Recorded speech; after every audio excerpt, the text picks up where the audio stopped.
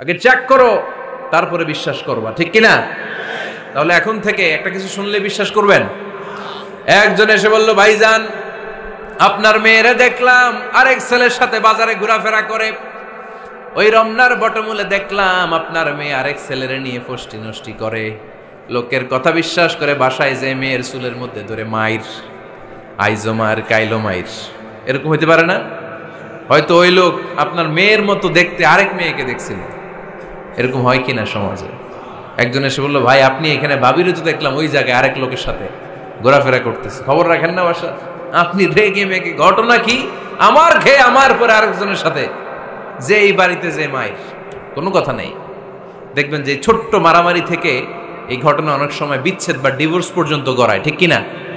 ওই যে শোনা কথায় কান দিছেন, ফাতাবাইয়ুন, আপনি চেক করেন নাই। হয়তো আপনার স্ত্রীর মতো দেখতে বা আপনার স্ত্রী যে জামা পরে, যে পোশাক পরে, এরকম পোশাক পরে আরেক নারীকে দেখছে, আপনার বউ না এটা। আপনার মেয়ের ব্যাপারে যে তথ্য দিয়েছে এটা সঠিক নয়, সে আপনার মেয়ের মতো আরেকটা মেয়েকে দেখেছে, এসে আপনার কাছে বলে দিছে, আপনি বিশ্বাস করছেন। ভেজাল আছে না নাই? এই ভেজালগুলোকে থামানোর জন্য কোরআনে এই বিধানগুলো নাজিল করেছে কে? তাহলে ফরিদপুরের ভাইয়েরা, সমাজটাকে সুন্দর রাখার তথ্য একটা শুনলেই বিশ্বাস করবেন না। সিলে কান নিয়ে গেছে শুনলেই সিলের পিছনে দৌড়, নাকি? কি করবেন? আগে কানে হাত দিয়ে একটু দেখবো কান দুইটা আছে না নাই, তারপরে চিলের পিছনে দৌড়ানো। তাহলে এখন থেকে আমরা তথ্য একটা শুনলেই বিশ্বাস করব। তাহলে কি করবেন? বলতে হবে কি করবেন? যাচাই বাছাই, জাস্টিফিকেশন অফ দ্য নিউজ। কোন নিউজ জাস্টিফিকেশন ছাড়া আমরা প্রচার করব, বিশ্বাস করব, শেয়ার করব না। আল্লাহ বললেন, ইয়া আইয়ুহাল্লাযীনা আমানু লা ইয়াসখার কওমুম মিন কওম। ওহে আমার ঈমানদার বান্দারা, শোনো শোনো, খবরদার কখনো কোনো মুমিন বান্দারে ঠাট্টা করো না, অবজ্ঞা করো না, ঠাট্টা করো না। তার মনে কষ্ট হয় এমন কোন কথা তারে বলো না। Never scoff of anybody. কাউকে নিয়ে ঠাট্টা করবেন না, তার দেহ নিয়ে, তার আকৃতি নিয়ে, তার বংশ নিয়ে। এক লোকের বাবা ছিল চোর, কিন্তু তার ছেলে অনেক ভালো। আপনি কি তারা বলতে পারবেন তুই চোরের ঘরের চোর? বলতে পারবেন? চুরি করছে বাবা, ওর কি দোষ? কথা বলেন। এগুলো কবিরা গুনাহ। আওয়াজ করে বলেন তো, কি গুনাহ? কবিরা গুনাহ। কারো আকৃতি নিয়ে, আমার ফরিদপুরের কলিজার টুকরা যুবক ভাইরা, কারো আকৃতি নিয়ে কখনো অবজ্ঞা করবে না, তুচ্ছ জ্ঞান করবে না। এটা কবিরা গুনাহ, এটা আল্লাহ খুব অপছন্দ করেন। এর কারণ আকৃতিটা আমাদের হাতে নাই। আমাদের কারো নাক লম্বা, কারো খাটো, আমরা কেউ কালো, কেউ সাদা, আমরা কেউ স্মার্ট, কেউ অন্যরকম। তো এই যে আমাদের এক এক ধরনের আকৃতি, এটা কি আমি বানাইছি? আপনি বানাইছেন? দিছে কে? এই জন্য কারো দেহের গঠন নিয়ে যদি আপনি অবজ্ঞা করেন, এটা প্রক্ষান্তরে আপনি স্রষ্টাকে নিয়ে অবজ্ঞা করলেন। কারো দেহের আকৃতি নিয়ে যদি আপনি তুচ্ছ করেন, তাকে তুচ্ছ করেননি, আমার রবকে আপনি তুচ্ছ করেছেন। চিল্লায় বলেন ঠিক কিনা? খবরদার, তুই কালু, তুই লম্বু, তুই মোটু, তুই কানা, তুই রোহিঙ্গা,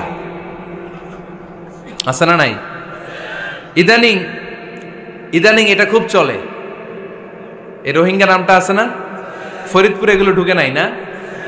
আমাদের ওইদিকে দেখি কি অবস্থা, কারোর সাথে কেউ লাগলে তুই রোহিঙ্গা। কি আশ্চর্য, এই গালি কবে আসলো? হ্যাঁ, অনেক ধরনের গালি। ঢাকায় আর একটা চলে ফইন্নির ভূত, কি বলে? এই এগুলো আগে শুনি নাই আমরা, রিসেন্ট এগুলো বলা শুরু করছে। ফইন্নির ভূত, রোহিঙ্গা না, এগুলো বলে আপনি কাউকে অবজ্ঞা করতে পারবেন? পারবেন না। খবরদার, এটা কবিরা গুনাহ, এটা ছোট গুনাহ মনে করবেন না। কারণ আকৃতি নিয়ে তুচ্ছ করা যায় না, কারণ আকৃতি দান করেছে কে? হুয়াল্লাযী ইউসাউইরুকুম ফিল আরহামি কাইফা ইয়াশা লা ইলাহা ইল্লা হুয়াল আজিজুল হাকীম। তিনি এমন সত্তা যিনি তোমাদের চেহারার অবয়ব দিয়েছেন, তোমাদের আকৃতি দান করেছেন তখন যখন তোমরা মায়ের পেটের ভেতরে ছোট্ট জোকের মতো ছিলা। মায়ের পেটের ভেতরে আমরা যখন সবাই এত ছোট্ট, তখনই আমাদের চেহারার আকৃতি দিয়েছে কে? কে সুন্দর হব, কে ছেলে হব, কে মেয়ে হব, কে মোটা হব, কে চিকন হব আমার ইচ্ছা হয়েছি? আওয়াজ করে বলতে হবে, কার ইচ্ছায়? প্রত্যেককে যদি আল্লাহ প্রত্যেকের নিজের চেহারা ডিজাইন করতে দিতেন, আল্লাহ যদি বলতেন তোমার চেহারাটা কেমন হবে তুমি ডিজাইন করো, তাহলে আপনি আপনারা কেমন বানাতেন? হ্যাঁ বলেন, ফরিদপুরের ভাইরা বলেন, সুন্দর করে বানাতেন তাই না? সবচাইতে স্মার্ট, সবচেয়ে সুন্দর করে আমি আমার চেহারাটা বানাতাম যদি আমাকে ডিজাইন করার সুযোগ দেওয়া হতো। কিন্তু এই সুযোগ তো আল্লাহ দেন নাই। ডিজাইন স্বয়ং করে দিয়েছেন কে? কোন নারীকে যদি আল্লাহ বলতে এই নারীরা তোমাদের চেহারা কার কেমন লাগবে তোমরা বানাও, প্রত্যেক নারী কি করত? বিশ্ব সুন্দরী করে নিজেকে বানাতো। খুদ ধরার মতো কোনো জায়গা সে নিজের জন্য রাখতো না, ঠিক কিনা? কিন্তু এটা আল্লাহ দেন নাই। এই আকৃতিটা আমাদেরকে সরাসরি দান করেছেন কে? খবরদার, আমাদের অনেকে বিকলাঙ্গ, আমাদের অনেকের হাত ছোট, পা বড়, দেখতে মোটা, কেউ চিকন কেউ কালো। খবরদার, কারো আকৃতি নিয়ে কখনো কোনো অবজ্ঞার সুরে, ঠাট্টার সুরে কোনো কথা আমরা বলবো না। রাজি আছেন? সবাই রাজি আছেন? আল্লাহ রাসূল সাল্লাল্লাহু আলাইহি ওয়াসাল্লামের এক সাহাবী ছিল, নাম ইবনে মাসউদ রাদিয়াল্লাহু তাআলা আনহু। উনার পায়ের নলা ছিল খুব চিকন, অস্বাভাবিক চিকন, স্বাভাবিক না। তো উনিও এটা ঢেকে রাখতেন, দেখাতেন না কাউকে। একদিন উনি খেজুর পাড়ার জন্য খেজুর গাছে উঠলেন। খেজুর গাছে ওঠার পরে নিচ থেকে সাহাবারা পায়ের চিকন নলা দেখে ফেলছে। দেখে সবাই হাসি, সবাই হেসে কুটি কুটি। বিশ্বনবী বললেন, হেসো না, খবরদার, আমার ইবনে মাসুদের পায়ের চিকন নলা দেখে হেসো না। আমার ইবনে মাসুদের এই পায়ের চিকন নলা যদি মিজানের পাল্লায় উঠিয়ে দেয়া হয়, কিয়ামতের দিন উহুদ পাহাড়ের চেয়েও ভারী হয়ে যাবে।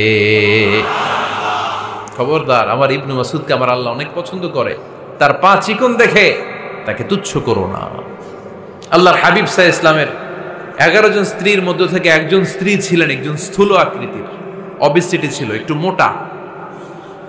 ওনার নাম ছিল সাফিয়া রাদিয়াল্লাহু তাআলা আনহা।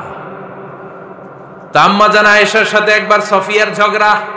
নবীদের বউদের মাঝে মাঝে মাঝে ঝগড়া হতো, তবে সেটা হতো মধুর ঝগড়া। সুবহানাল্লাহ পড়েন। আম্মা জান আয়েশা রাদিয়াল্লাহু তাআলা আনহার বাসায় একদিন বিশ্বনবী বসা ছিলেন। আরেকজন স্ত্রী, বিশ্বনবীর আরেকজন স্ত্রী রান্না করে কিছু খাবার আম্মা জান আয়েশার ঘরে পাঠিয়েছেন। এক দাসী দিয়ে বলল, যাও এটা আয়েশার ঘরে দিয়ে আসো, কারণ নবী আয়েশার ঘরে। আম্মা জান আয়েশা রাদিয়াল্লাহু তাআলা আনহা বললেন, এগুলো কি? ওই দাসী বলে, তরকারি। কে দিছে? অমুক স্ত্রী। কেন দিয়েছে? আমি কি রান্না করতে পারি না? তোমরা রান্না তোমরা খাও। এই কথা বলে পাতিল সহ উড়ায় মারছে চেহারার মধ্যে। এর কারণ ওনারা মানুষ ছিলেন, মানবীয় ব্যাপারগুলো ওনাদের মধ্যেও কাজ করত। আবার এক স্ত্রী ঝোল দিয়ে রান্না করে কিছু খাবার নিয়ে এসেছে। আম্মা জান আয়েশা রেগে মেগে ওই ঝোল নিয়ে ওই স্ত্রীর গালের মধ্যে মেখে দিয়েছেন। বিশ্বনবীর আরেক বউয়ের গালের মধ্যে ওই ঝোল লাগাই দিচ্ছে। এবার ওই স্ত্রী বিশ্বনবীর কাছে যেয়ে বলে, ইয়া রাসূলুল্লাহ, দেখেন আয়েশারে আপনি বেশি আদর করেন তো, দেখেন কি করে আমাদের সাথে। এই যে আমাদের গালের মধ্যে ঝোল মাখাই একেবারে মেকআপ বানাই দিচ্ছে। বিষ্ণু ইসা ইসলাম বললেন, তাই আয়েশাকে ডাকো। আম্মা জান আয়েশা রাদিয়াল্লাহু তাআলা আনহা আসলেন। আল্লাহ রাসূল সাল্লাল্লাহু আলাইহি ওয়াসাল্লাম বললেন, তুমি কি আমার এই স্ত্রীর সাথে এমন আচরণ করেছো? আম্মা জান আয়েশা বললেন, করেছি। কেন? আম্মা জান আয়েশা বললেন, তখন মেজাজটা গরম ছিল, এখন বুঝতে পারতেছি আসলে এই কাজটা করা ঠিক হয় নাই। এবার বিশ্বনবী বিচার করবেন। বিশ্বনবী বললেন, আল কিসাস, যেমন করা হয়েছে বিচার হবে তেমন। তোমার গালে যেমনি ঝোল লাগাই দিছে, তুমি একটু ঝোল নিয়ে আয়েশার গালে লাগাই দাও। সুবহানাল্লাহ পড়বেন না? ওই স্ত্রীও কিছু ঝোল নিয়ে আম্মা জান আয়েশার গালে লাগাই দিল। এখন দুইজনে হাসতেছে, বিশ্বনবীও হাসলেন, আরশের উপর থেকে খুশি হয়ে গেলেন কে? তো স্ত্রীদের মধ্যে মাঝে মাঝে এটা ঘটতো। সাফিয়া রাদিয়াল্লাহু তাআলা আনহা ছিলেন একটু মোটা। আম্মা জান আয়েশা বললেন, ইয়া রাসূলুল্লাহ, দেখেন আপনার মুটি বউ, আপনার মুটকি বউ, এই মুটি বউ বলে একদিন একটা গালির মতো দিয়ে ফেলছে। আল্লাহ রাসূল সাল্লাল্লাহু আলাইহি ওয়াসাল্লাম রেগে গেলেন, বললেন, আয়েশা এটা কেমন কথা তুমি বললা মুটি? আমার সাফিয়ারে তুমি মুটি বলে গালে দিলা রে আয়েশা। ইয়া আয়েশা লাকাদ কুলতিলা কালিমা লাউ মুজিজাত বিমাইল বাহরি লামাজাজাতহু, এমন একটা মন্তব্য তুমি সাফিয়ার ব্যাপারে করে ফেলেছো রে আয়েশা, এই কথাটা যদি সাগরের নীল পানির মধ্যে ছেড়ে দেয়া হয়, এই কথার পঙ্কিলতার কারণে, এই কথার কর্দমাক্ততার কারণে, এই কথার পঙ্কিলতার কারণে সাগরের সব পানিগুলো মুহূর্তের মধ্যে কালো হয়ে যাবে। এই কথাটা সাগরে ফেলে দিলে সাগরের নীল পানি পুরোটা কালো হয়ে যাবে। আয়েশা, খবরদার, কাউকে তুচ্ছ করে অবজ্ঞা করে কখনো কিছু বলা যাবে না। এই জিহ্বাটা এটা ভয়ঙ্কর একটা অঙ্গ। বেশিরভাগ পাপ এই জিহ্বা দিয়ে হয়। কি দিয়ে হয়? এজন্য সাহাবারা জিহ্বা ধরে মাঝে মাঝে জিহ্বার মধ্যে বেত মারতেন। আর বলতেন জিহ্বা তোর জন্য আমি আটকে যাব কিয়ামতের দিন। আমলিক আলাইকা লিসানাক, নিজের জিহ্বার মালিক নিজে হন। আপনার জিহ্বার মালিক যেন শয়তান না হয়ে যায়। জিহ্বা আপনার, শয়তানের ভাষায় আপনি কথা বলেন কেন? খবরদার, প্রতিটা কমেন্ট, প্রতিটা কথা, প্রতিটা মন্তব্য, এগুলোর ব্যাপারে কিয়ামতের দিন পাই টু পাই করে আপনার কাছে আল্লাহর সুপ্রিম কোর্টের কাঠগড়ায় দাঁড় করিয়ে আপনারা জিজ্ঞেস করবে কে? এজন্য বিশ্বনবী বলছেন মাইয়াদমানলি মা বাইনা লিহিয়াইহি ওয়া মা বাইনা রিজলাইহি আদমান লাহুল জান্নাহ। আমার কোন উম্মত যদি দুইটা অঙ্গের গ্যারান্টি আমারে দেয়, আমি আমার উম্মতকে জান্নাতের গ্যারান্টি দেব। দুইটা অঙ্গের, একটা হলো জিহ্বা আর একটা লজ্জাস্থান। দুই চোয়ালের মাঝে যা থাকে লিজ্জা জিহ্বা, আর দুই পায়ের মাঝখানে যা থাকে লজ্জাস্থান। এই দুইটা অঙ্গের গ্যারান্টি যদি বিশ্বনবীকে আপনি দেন যে নবী জিহ্বা আর লজ্জাস্থান এই দুইটা অঙ্গের কোনো পাপ আমি করব না, নবী বলে আমি দুনিয়ায় তোমার জান্নাতের গ্যারান্টি দিলাম। এজন্য জিহ্বাটারে সামলান, যা মনে চায় বললেন না। খবর আছে না নাই? খবর আছে। মা ইয়ালফিযু মিন কাউলিন ইল্লা লাদাইহি রাকীবুন আতীদ। যা মুখ দিয়ে বের হয় লিখে রাখার জন্য দুইজন ফেরেশতা রেডি করে রেখেছে কে? চিল্লায় বলেন। যতদিন আমরা বেঁচে থাকবো ততদিন থাকবে আমাদের কাঁধে। আমরা মরে যাবো, এই ফেরেশতারা উড়াল দিবে, ঠিক কিনা? দুই কান্দে জি ছিল যে তোমার দুইজনা পাহারা, তোমারে একলা থইয়া পালাইছে তাহারা। তোমার আটকুঠুরি নয় দরজা বন্ধ এবার হলো রে হলো। মুখে আল্লাহ রসুল সবে বলো, ও মুখে আল্লাহ রসুল সবে বলো। দুয়ারে আইসাছে পালকি নাই হরি গাও তোলো রে তোলো। মুখে আল্লাহ রসুল সবে বলো, ঠিক না? এজন্য সাবধান। আমলিক আলাইকা লিসানাক, নিজের জিহ্বার মালিক নিজে হন। মন যা চায় মুমিন তখন ইচ্ছা মতো মন মতো কোনো মন্তব্য ছুটতে পারে না। বিশ্বাসী বলে যদি নিজেকে দাবি করেন, নিজের জিহ্বার মালিক নিজে থাকার দরকার আছে না নাই?